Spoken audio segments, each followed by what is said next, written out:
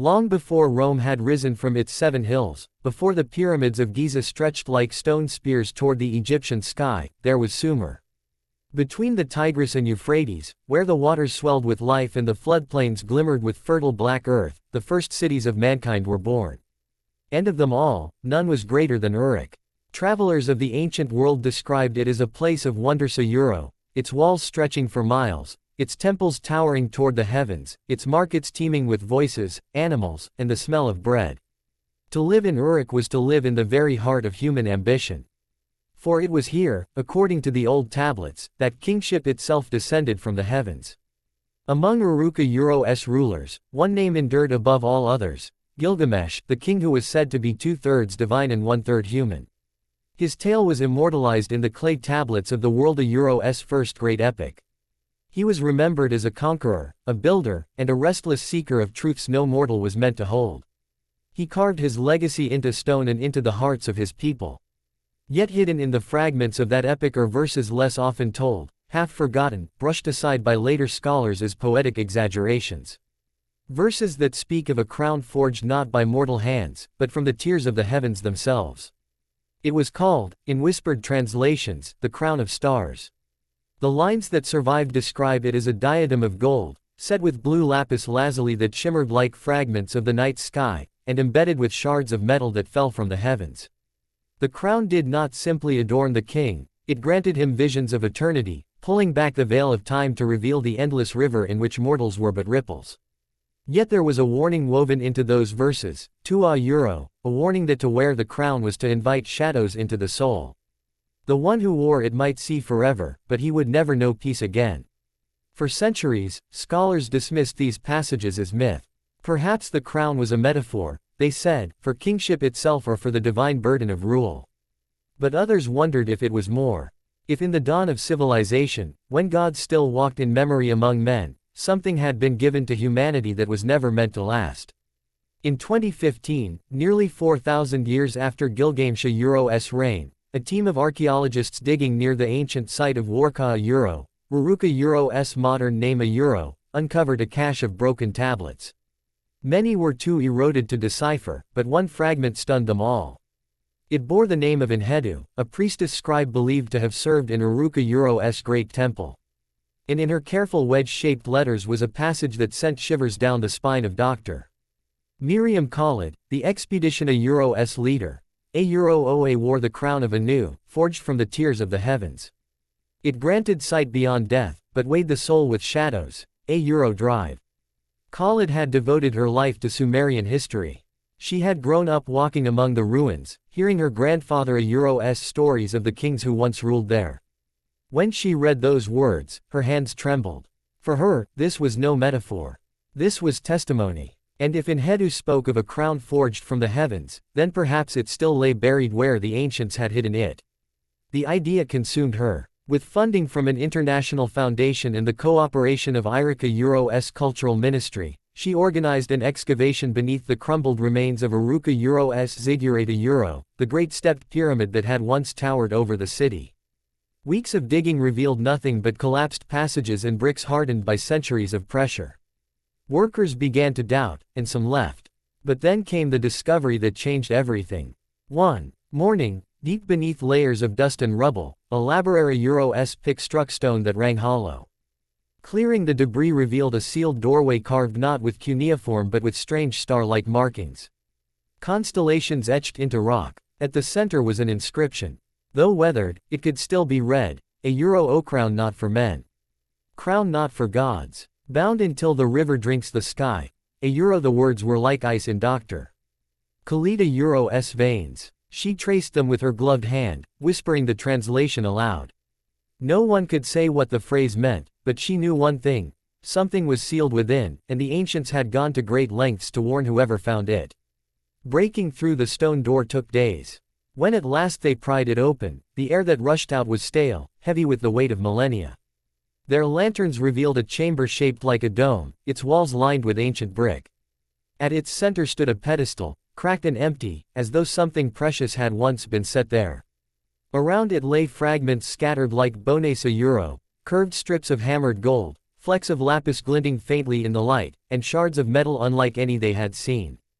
Doctor. Khalid lifted a shard of lapis, holding it close to the lantern. The deep blue shimmered as though stars still lived within. She whispered, This was no simple crown. Her colleagues murmured agreement, but unease prickled the air. It was as if the chamber itself disapproved of their presence. That night, after cataloging the fragments, the team returned to their tents. But sleep offered no rest. One by one, they dreamed. A graduate assistant woke screaming, claiming he had seen Gilgamesh standing before him, his face hidden beneath a blazing crown. Omar, the Tima's epigrapher, dreamed of climbing a ziggurat only to watch the sky crack open and stars fall like fire. Even Drive. Khalid, hardened by years of excavation, dreamed she walked beside a man who was more than human, his head crowned with silver light as they crossed a desert that stretched into eternity. In the morning, they compared their dreams. The details were too close, too specific to dismiss. The crown was not just history. It was reaching for them. Among the debris they uncovered another fragment of clay. Once brushed clean, its inscription chilled them. Old crown grants visions of the eternal, but steals the breath of kings. He who wears it shall see the gods and envy the dead. Unease spread through the camp. The local workers refused to stay after sunset, muttering warnings in Arabic. One old man, brought to the site to translate, shook his head and spat on the ground. That crown is cursed, he said. Old gods gave it, then took it back. Men who wore it saw too much. They lost themselves. When asked what he meant, he only muttered a prayer and walked away. Still, science demanded answers. Over the following days, the archaeologists carefully pieced the fragments together. Slowly, the crown began to take shape. The wide band of gold was inlaid with lapis, and the meteoric shards, once set into its rim, still glimmered faintly though buried for millennia. The crown was incomplete, a half-circle, but even so, it radiated an unsettling presence. The air around it seemed charged, the hairs on their arms rising as though a storm was near. The longer they studied it, the stranger the effects became. Compasses spun without reason. Cameras refused to capture its image, leaving only blurred streaks of light. Recordings picked up faint whispers no one had spoken. The team grew restless, their sleep haunted by visions. Each morning, they awoke exhausted, their dreams filled with the same crystal city, the same faceless figure crowned with stars, sitting upon a throne. It was Omar who broke first. Fascinated by the inscriptions, he became obsessed, scribbling translations late into the night, his tent filled with drawings of spirals and constellations. He insisted the crown was a gate, not a relic. It doesn't just symbolize eternity, he told Drive. Call it in a trembling voice. It opens eternity. Gilgamesh saw it. And he wept, not because he failed, but because he succeeded. Drive. Khalid urged caution. If this is what the tablets warn, then perhaps it should stay buried. Not all knowledge is meant for us. But Omar was beyond persuasion. His eyes gleamed feverishly as he whispered, what king has not dreamed of eternity? And what scholar has not dreamed of truth? One night, when the camp was asleep, Omar crept into the chamber. His hands shook as he lifted the reconstructed crown fragments. Though incomplete, the band fit against his brow as though made for him. The moment it touched his skin, his body convulsed. His eyes flared with light, gold and silver swirling like liquid fire. He gasped, and then he laughed, his voice echoing unnaturally in the chamber. Visions flooded him. He saw towers of crystal rising into the heavens, rivers flowing backward through time, and Gilgamesh kneeling before a faceless being of blinding light. He saw stars falling from the sky, embedding themselves in the earth, whispering to mankind. When the others found him, he was on his knees, tears streaming down his face. They seen it. He shouted. The gods, the stars, eternity. S real. From that night, Omar was changed. He refused to remove the crown, speaking in fragments of Akkadian no one understood. His journals filled with circles and spirals, endless drawings of eyes and stars. He stopped eating, stopped sleeping, muttering of gates and chains and rivers of time. Layla, the youngest of the team, begged him to stop. S killing you, she said. But Omar only smiled, his lips cracked, his eyes burning. A euro oino. Ida euro s freeing me. Gilgamesh failed. I will not. A euro the camp descended into chaos. Workers fled, swearing the ground groaned at night. Instruments failed completely. The desert above shimmered with strange lights. Shadows in the chamber moved when no one did. And still Omar clung to the crown. Then came the night when the earth itself rebelled. The ziggurat ruins trembled, the pedestal cracked, and the crown pulsed with a brilliance that blinded them. Shadows stretched across the walls, shapes with limbs too long, faces hidden, watching silently.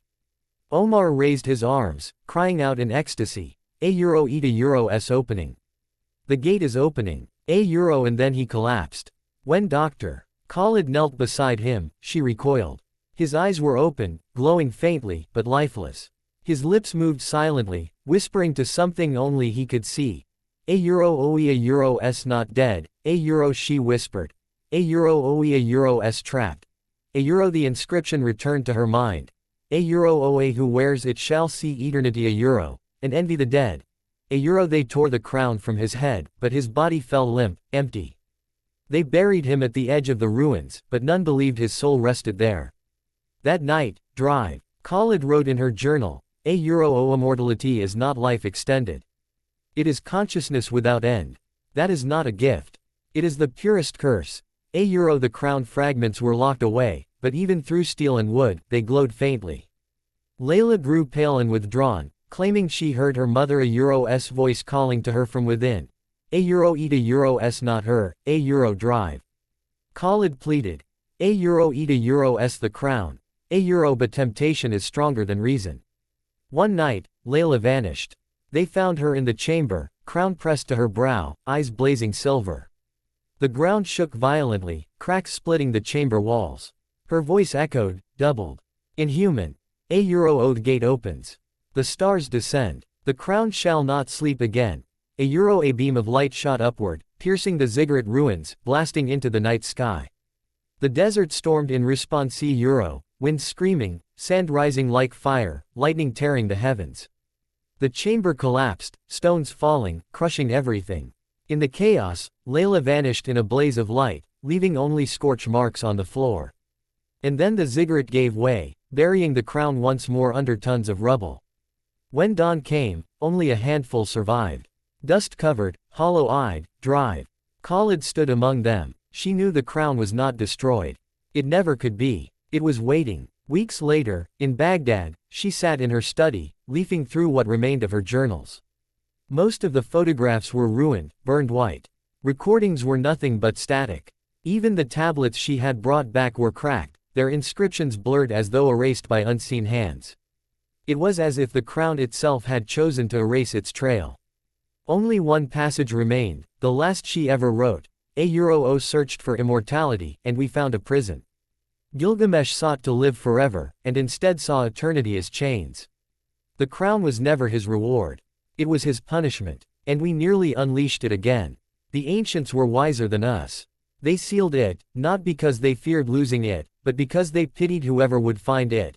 A euro to this day, the ruins of Uruk lie silent under the Mesopotamian sun. Tourists wander its walls, unaware of the chamber that sleeps below.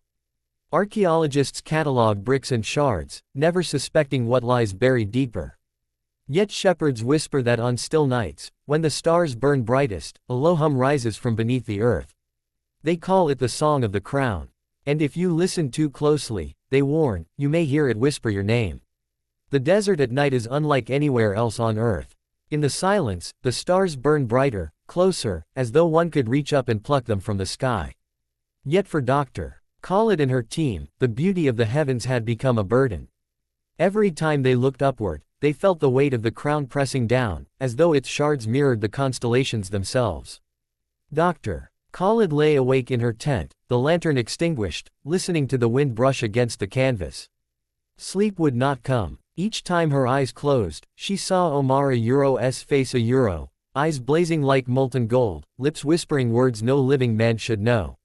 She heard his laughter echoing in her skull, not joyous, but desperate, the sound of a soul chained to eternity. She remembered the way his body had convulsed, how the shadows in the chamber had stretched as though reaching to claim him. She pressed her face into her hands, whispering a prayer she had not spoken since childhood. A euro oia Allah, keep us safe. A euro. But even as she prayed, she wondered if God himself had once walked these ruins, if he too had seen the arrogance of kings who dared to challenge eternity. In the neighboring tent, Layla sobbed softly into her blanket. She was young, far too young to bear what she had seen. Her mother Euro's death years ago had left her fragile, but brilliant Euro. Her passion for archaeology was fueled by a desire to preserve what was lost, perhaps because she could not preserve the one she loved. Now the crown twisted that longing into a weapon. She confessed to Dr. Khalid earlier that day, in a trembling whisper, "A euro. It told me I could see her again. Just once. It said she Euro's waiting beyond the stars. A euro drive." Khalid had gripped her shoulders firmly. "A euro Olila, listen to me. That is not your mother. That is the crown. It knows what you want, and it lies. A euro." But Leela Euro's eyes were hollow, her voice faint. "A euro. Oh, what if Ida Euro's? Not a lie. What if she Euro's really there?" A euro. The older woman felt her resolve falter.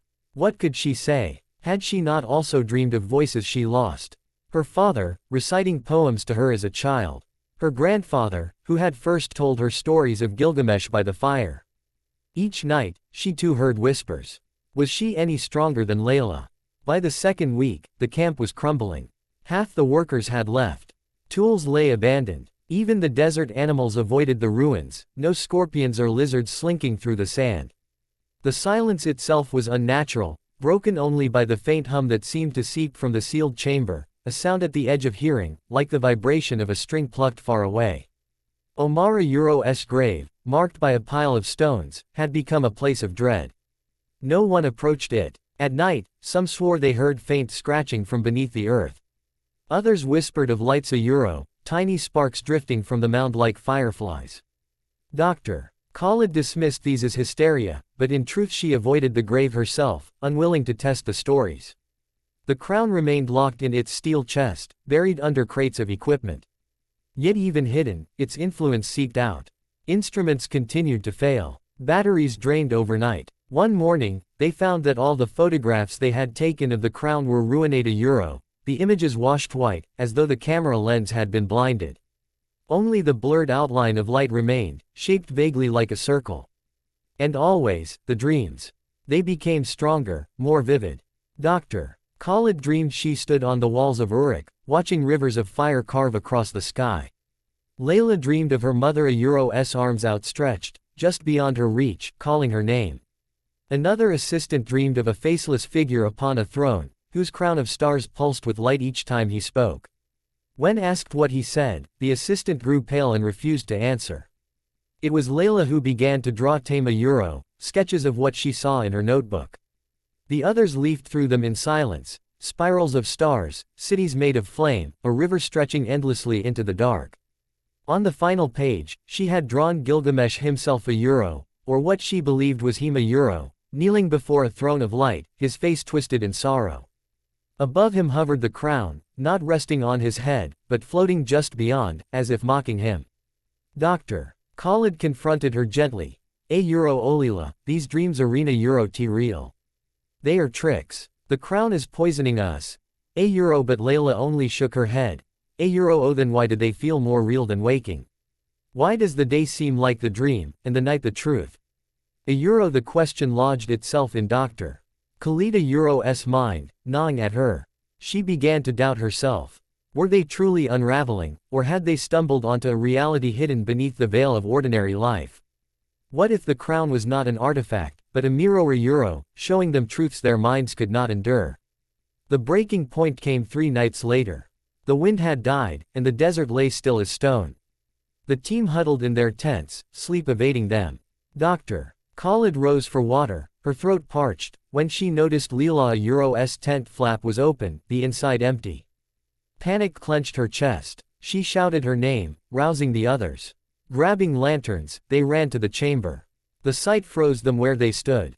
Layla was on the pedestal, the crown fragments balanced on her head.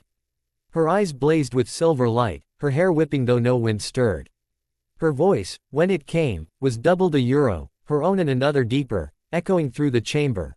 A euro ode gate opens, a euro she intoned, a euro ode stars descend. The crown shall not sleep again. A euro the ground shook violently, dust falling from the walls. A beam of light erupted from the crown, slicing through the chamber roof, blasting into the desert sky. Sand whirled into a storm, lightning crackled overhead though no clouds had formed. The ziggurat itself groaned as if alive, its bricks trembling, centuries of silence shattered. Dr. Khalid screamed, rushing forward, but the brilliance threw her back. She shielded her eyes, watching in horror as Layla convulsed, her body arching. For an instant, the girl Euro's face softened, and she whispered faintly, a euro omama euro a euro. Then the light swallowed her whole.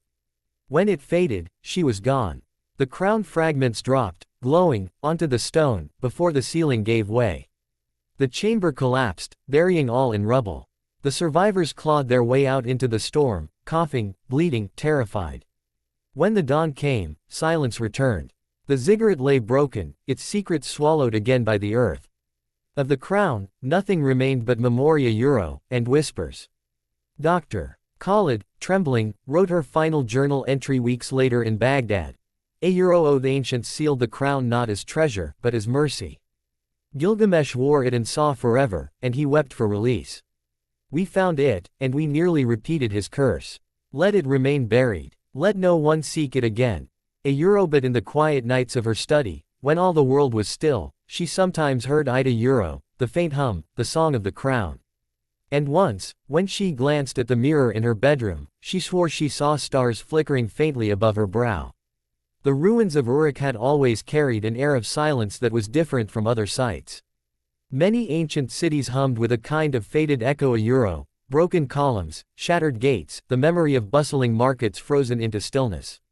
But Uruk was something else entirely.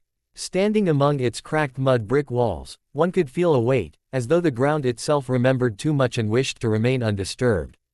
Dr. Miriam Khalid felt this each morning as she walked across the excavation site. She would stop, dust rising around her boots, and look toward the eroded silhouette of the ziggurat. The ancient temple tower had withstood thousands of years of wind and war, but now it loomed more like a sentinel, watching them, warning them. She thought of Gilgamesh often. Not the legend, but the man.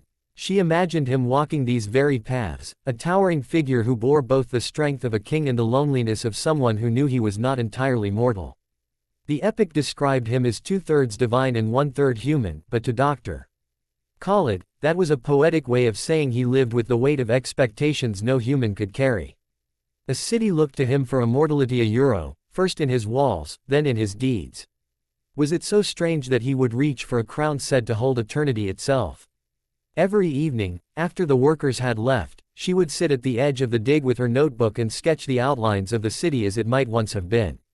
Wide streets filled with vendors shouting, children chasing each other through the dust, priests chanting at the base of the ziggurat. And somewhere above them, Gilgamesh in his palace, gazing at the sky, wondering if the gods would ever grant him what he sought. She would close her eyes and almost hear Ida euro, the river Euphrates flowing nearby, the thud of drums, the clang of bronze. The past felt dangerously close, like a breath at her neck. By the time they uncovered the chamber beneath the ziggurat, the team was already weary. The desert sun punished them by day, and the cold gnawed their bones by night. But none of that mattered compared to what they saw when the sealed door cracked open. The inscriptions of constellations across the stone were unlike anything they had encountered in Sumerian ruins. It was as though the builders had tried to carve the sky itself into the door. The words inscribed the Ria euro, crown not for men, crown not for gods, bound until the river drinks the Skia euro, were repeated over and over in Miriam euro's mind. She copied them into her journal dozens of times, searching for meaning. What river? What sky? Could it be metaphor for death, or prophecy, or both? The chamber inside was suffocating, not just from the stale air but from the sense that they had crossed a threshold. The fragments of gold and lapis on the floor seemed harmless enough at first, like ceremonial debris. But even then, she remembered a cold shiver traveling her spine. She told herself it was the thrill of discovery, yet in her heart she knew it was fear. The first dreams began that very night. At first she laughed them off. A euro. Archaeologists often dreamed of their work, especially when a major find dominated their waking hours. But when the others reported similar dreams, the laughter faded. Dreams of Gilgamesh, of walls stretching into infinity, of stars falling like rain. One of the assistants described a dream so vivid she wept as she told it. She was in a city of crystal towers, standing before a throne of light, and a voice told her that if she took the crown, she could walk those streets forever. Dr. Khalid found herself dreading sleep. She would sit up by the lantern, reading until her eyes burned, but eventually fatigue won. Each time she closed her eyes, the crown was there. Not whole, but broken, shards of lapis glinting like eyes in the dark. She once dreamed she held it, felt its weight, and in that instant she knew with terrible certainty that it was not a symbol but a question. A test that no human should answer. The days bled into each other. Excavations slowed as tools broke, workers left, and the heat grew unbearable. Yet despite their exhaustion, no one wanted to abandon the site. Curiosity kept them bound. Even as fear deepened, they told themselves they were too close to turn back. When Omar began his obsession, she tried to stop him. He was brilliant, no doubt a Euro, their best epigrapher, a man who could bring dead languages to life. But brilliance turned easily into hunger. She watched him pore over the tablets until his fingers trembled, muttering translations under his breath as if afraid someone might steal the words before he could record them. When he suggested assembling the fragments of the crown on the pedestal, her stomach twisted. A euro eat a euro s too dangerous, a euro she told him. But he smiled faintly, eyes dark with sleeplessness. A euro o dangerous. Ida euro s history. We cannot bury what the gods gave us. A euro she wanted to argue further, but part of her wanted it too. That was the krona euro s true power a euro, it tempted not with terror, but with hope. Hope of answers, hope of eternity, hope of reunion with the lost. The night Omar first placed the fragments upon his head, Miriam was frozen between duty and awe. The light that burst from his eyes was nothing she had ever seen, not in science, not in dreams. He fell to his knees, crying and laughing, and for a moment she thought he had ascended beyond them all. But then she heard the words he muttered a euro, jumbled, broken, ichoinga euro, and she knew he had not found answers. He had fallen into a prison with no walls. From that moment, the camp changed. Everyone felt it. The air grew heavier, the nights darker. Even the stars above Uruk seemed altered a euro, sharper, colder, as though they were no longer points of light but watchful eyes. Omar wasted away before them, his mind slipping further into the abyss, and still they could not bring themselves to destroy the fragments. Miriam tried fire, hammers, even acid. Nothing left more than a smudge. The crown endured. Perhaps it always would. When Layla vanished the first time, Miriam a Euro-s heart broke. She was like a daughter to her, bright and full of questions. Seeing her stand in that chamber, fragments balanced on her brow, eyes blazing with Silvera Euro, Miriam knew the crown had found its next victim. And when Layla whispered Mama, before the storm swallowed her, Miriam fell to her knees. It was not the cry of a girl seeking power, but of a child desperate for love. The crown had twisted her grief into chains. The collapse of the ziggurat buried the chamber, but Miriam knew it was only temporary. The ancients had sealed it once, and she had seen how easily a handful of archaeologists with shovels could undo their work. The crown would sleep, yes, but it would not die. One day someone else would find it. Someone else would hear its song. Weeks later, safe in Baghdad, Miriam wrote her final journal entry. She could not publish the truth a euro, not without evidence, not without being dismissed as delusional. The tablets had cracked, the photos were blank, the recordings filled with static. All that remained was her word, and the haunted look in her eyes. She wrote, "Immortality is not life without end. It is sight without rest. Consciousness without mercy. The crown is no gift of the gods a euro, it is their snare, and Gilgamesh was only the first to fall." She closed the journal, locked it in a drawer, and tried to move on. But at night, when the city grew quiet and she stood at her window staring at the stars, she would hear it again a euro, the faint hum, like a note struck on the strings of the universe itself. And sometimes, in the glass, she thought she saw it, a faint circle of light, hovering just above her brow. Miriam tried to return to her lectures, to the quiet world of university halls and polite academic debates, but nothing felt the same. When colleagues asked her about the dig, she spoke only of pottery shards and collapsed walls, never of crowns or storms.